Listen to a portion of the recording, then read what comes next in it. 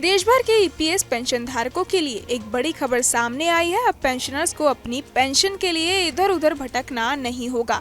अब वो देश के किसी भी बैंक में जाकर पेंशन के पैसे ले सकेंगे। इसे लेकर मोदी सरकार ने बुधवार को बड़ा फैसला लिया।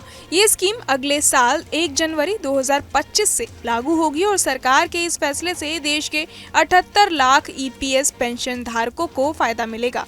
दरअसल केंद्र सरकार ने कहा कि अब ईपीएफओ की पेंशन योजना के तहत लोग देश के किसी भी बैंक से अपनी पेंशन ले सकते हैं। इसे लेकर केंद्रीय श्रम और रोजगार मंत्री मनसुख मंडाविया ने कर्मचारी पेंशन योजना यानी ईपीएस 1995 के लिए एक सेंट्रलाइज्ड पेंशन पेमेंट सिस्टम सीपीपीएस के प्रस्ताव को अनुमति दे दी।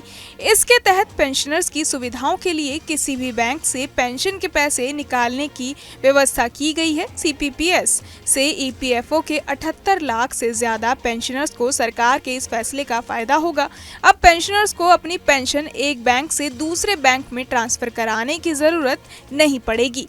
अब वे देश के किसी भी कोने और किसी भी ब्रांच से बिना किसी रुकावट के अपने पैसे निकाल पाएंगे। केंद्र सरकार के इस फैसले से उन लोगों को ज्यादा राहत मिलेगी जो रिटायरमेंट के बाद अपने पैतृक गांव चले जाते हैं। पूरे देश में ये सुविधा 1 जनवरी 2025 से लागू होगी। साथ ही लोगों को वेरिफिकेशन के लिए बार बार ब्रांच के चक्कर भी नहीं लगाने पड़ेंगे। साथ ही नई व्यवस्था से पेंशन वितरण लागत में भी कमी आने की उम्मीद है। अब बात करें कि ये नया सिस्टम कैसे काम करेगा, तो बता दें कि सीपीपीएस मौजूदा पेंशन पेमेंट सिस्टम से एक आदर्श बदलाव है, जिसमें ईपीएफओ का डायरेक्ट क्षेत्रीय जोनल कार्यालय केवल 3 से 4 बैंकों के साथ अलग अलग समझौते करता है। वहीं इस सिस्टम से पेंशनर्स के पेंशन शुरू होने के समय किसी भी वेरिफिकेशन ब्रांच में जाने की आवश्यकता नहीं होगी। पेंशन जारी होते ही तुरंत अकाउंट में पैसे जमा हो जाएंगे। इसके अलावा ईपीएफओ को उम्मीद है कि नए सिस्टम में जाने के बाद पेंशन डिस्ट्रीब्यूशन लागत में भी कमी आएगी। अब बात करें कि क्या है सेंट्रलाइज्ड पेंशन पेमेंट सिस्टम, तो बता दें कि सेंट्रलाइज्ड पेंशन पेमेंट सिस्टम सीपीपीएस केंद्र की पहल है जो नेशनल लेवल पर एक सिस्टम शुरू करेगी। ये प्रणाली भारत में स्थित किसी भी बैंक या शाखा के माध्यम से पेंशन भुगतान की सुविधा प्रदान करती है।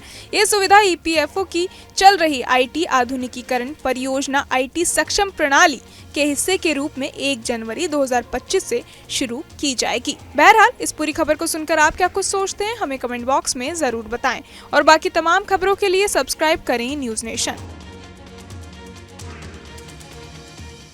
न्यूज नेशन अब व्हाट्सएप पर खबरों के ताजा अपडेट के लिए न्यूज नेशन के इस क्यूआर कोड को स्कैन करें।